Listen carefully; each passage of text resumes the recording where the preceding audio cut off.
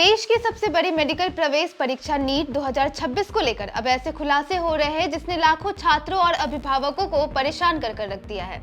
जांच में सामने आया है कि परीक्षा से पहले ही लाखों रुपए लेकर पेपर बेचा जा रहा था और यह पूरा खेल कई राज्यों तक फैला हुआ था। अब इस मामले में सबसे बड़ा नाम सामने आया है राजस्थान के जमवारामगढ़ निवासी दिनेश बिवाल का।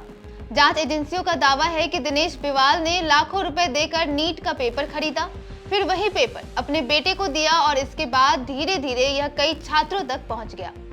सूत्रों के मुताबिक 26 और 27 अप्रैल को दिनेश बिवाल और उसके भाई मांगीलाल बिवाल ने गुरुग्राम के एक डॉक्टर से करीब 30 लाख रुपए में कथित तौर पर नीट का पेपर खरीदा था।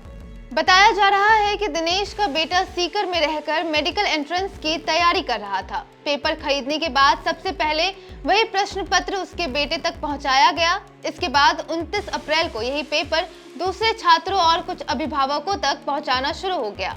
जांच एजेंसियों का कहना है कि यह पूरा काम बेहद प्लानिंग के साथ किया गया था। आरोपियों को करीब 1 महीने पहले ही जानकारी मिल गई थी कि परीक्षा का पेपर लीक होकर मिलने वाला है। इसी भरोसे पर पहले से पूरी तैयारी कर ली गई थी। इस मामले में एक और चौंकाने वाली बात सामने आई है। जांच में पता चला है कि दिनेश बिवाल के परिवार के 4 बच्चे पहले ही नीट में चयनित हो चुके हैं। अब एजेंसियां यह भी जांच कर रही है कि क्या पुराने चयन भी किसी गड़बड़ी के से जुड़े थे या नहीं। वही जांच में देहरादून से गिरफ्तार आरोपी राकेश कुमार मंडवारिया का नाम भी सामने आया है। एजेंसियों का दावा है कि राकेश ने करीब 700 छात्रों तक पेपर पहुंचाने का काम किया था।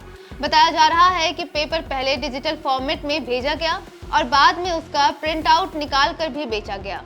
सीकर, जो देश भर में मेडिकल कोचिंग का बड़ा हब माना जाता है, अब जांच एजेंसियों के रडार पर है। जांच में सामने आया है कि कुछ स्टूडेंट्स और कोचिंग से जुड़े लोगों ने व्हाट्सएप और टेलीग्राम ग्रुप्स बना रखे थे, जहां क्वेश्चन पेपर और आंसर्स शेयर किए जा रहे थे। अब एजेंसियां इन ग्रुप्स के एडमिन्स और मेंबर्स के डिजिटल डिटेल्स खंगाल रही है। इस मामले में हरियाणा के यश यादव को भी गिरफ्तार किया गया है।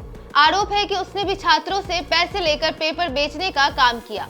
फिलहाल जांच एजेंसियां यह पता लगाने में जुटी है कि आखिर पेपर लीक का असली सोर्स कौन था और इस पूरे सिंडिकेट में कितने लोग शामिल थे। वहीं इस खुलासे के बाद छात्रों और अभिभावकों में भारी गुस्सा है और परीक्षा व्यवस्था पर बड़े सवाल खड़े हो रहे हैं। इस खबर पर फिलहाल इतना ही। बाकी तमाम खबरों को जानने के लिए देखते रहिए इंडिया.com।